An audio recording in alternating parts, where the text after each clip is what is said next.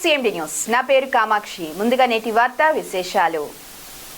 రాష్ట్ర ఆర్టీసీ కార్మికుల జేఏసీ పిలుపు మేరకు ఈ నెల 22 నుంచి సమ్మెలోకి వెళ్తున్నట్లు సిద్దిపేట జిల్లా హుస్నాబాద్ ఆర్టీసీ బస్సు డిపో ఎదుట ఆర్టీసీ కార్మికులు గేట్ ధర్నా చేపట్టారు. తమ 32 డిమాండ్ల పరిష్కారానికి రాష్ట్ర జేఏసీ పిలుపు మేరకు కార్మికులందరం సమ్మెలోకి వెళ్తున్నామన్నారు.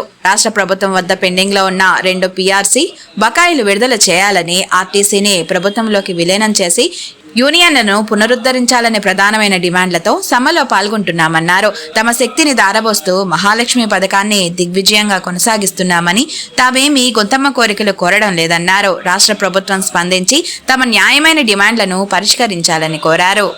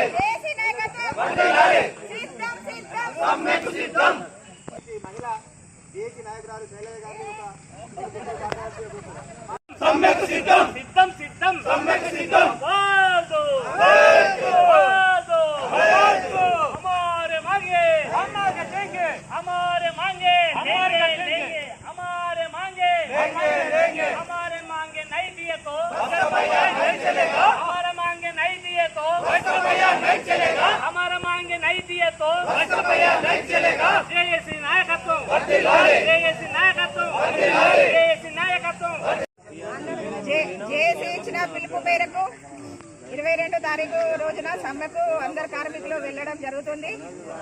మాకు ఇవ్వాల్సిన 2 PRCలు గవర్నమెంట్ కల్పించాలి, లేకపోతే మేము సమ్మెకు వెళ్లడం జరుగుతుంది. అలాగే యూనియన్లు ఇవ్వాలి. యూనియన్లు ఇవ్వడం వల్ల వాళ్ళకు పెద్ద నష్టమేం లేదు. కార్మికుల కోరిక మేరకు యూనియన్లు ఇవ్వాలి. మళ్ళీ అలాగే 2 PRCలు ఆర్టీసీని ప్రభుత్వంలో విలీనం చేయాలి. ఇవి ప్రభుత్వం కార్మికుల కోరిక మేరకు కల్పిస్తే మేము సమ్మెకు వెళ్ళము. ఇవి మాకు తీర్చడం ద్వారా కార్మికులు ఎంతో సంతోషపడతారు. మన సమస్యల పరిష్కారం కోసం 2 PRCల అమలు, ఆర్టీసీ ప్రభుత్వంలో విలీనం, ఇంకా 30 సమస్యలు, మొత్తం 32 సమస్యలపై మేనేజ్మెంట్కి సమ్మె నోటీస్ ఇవ్వడం జరిగింది. కానీ ఇప్పటికి కూడా ప్రభుత్వం నుంచి, మేనేజ్మెంట్ నుంచి ఎటువంటి స్పందన లేకపోవడం కారణంగా ఏదైతే ఏప్రిల్ 22వ తారీఖు జేఏసీ పిలుపు మేరకు సమ్మెకు వెళ్దామని చెప్పేసి అనుకున్నామో, అందులో భాగంగా ఈరోజు 18వ తారీఖు హుస్నాబాద్ డిపో ఆధ్వర్యంలో, జేఏసీ ఆధ్వర్యంలో గేటు ధర్నా అండ్ సమ్మెకు సిద్ధమని చెప్పేసి ఈ కార్యక్రమంలో భాగంగా ముఖ్యంగా మన జేఏసీ చైర్మన్ శ్రీ సుధాకర్ రెడ్డి గారిని ముందు మాట్లాడుతున్నారు.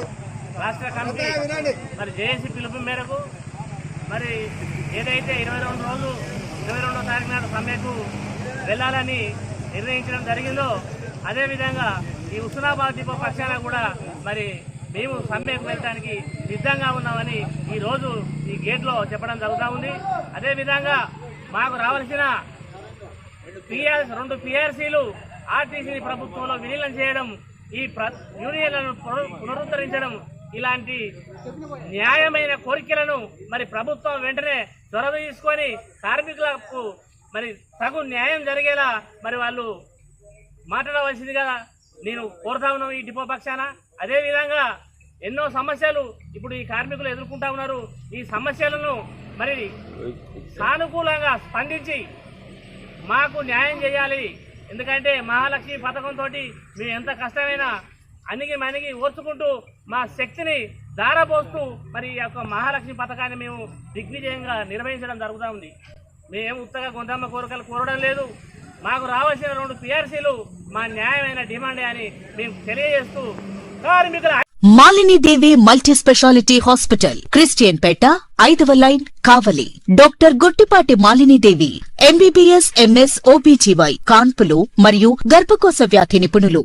మాలినీదేవి మల్టీ స్పెషాలిటీ హాస్పిటల్ నందు అందించు వైద్య సేవలు: సాధారణ కాన్పులు, సిజేరియన్లు, లాప్రోస్కోపిక్ ద్వారా గర్భసంచికి సంబంధించిన ఆపరేషన్లు, ట్యూబెక్టమీ, పిల్లలు లేకుండా operation, high risk pregnancy, ectopic pregnancy మరియు గర్భసంచి నీటి బుడగలు, గర్భసంచి జారిన ఆపరేషన్లు, రొమ్ముగడ్డలకు చికిత్స, నెలసరి ఇబ్బందులకు చికిత్స, మెనోపాజ్ సమస్యలకు చికిత్స చేయబడును. స్త్రీలకు సంబంధించిన అన్ని సమస్యలకు చికిత్స చేయబడును. పిల్లలు లేని వారికి ప్రత్యేక చికిత్స కలదు. ముఖ్య గమనిక: మా హాస్పిటల్ నందు కాన్పోయిన తరువాత తల్లి బిడ్డను ఉచితంగా మా వాహనంలో క్షేమంగా ఇంటికి చేర్చబడును.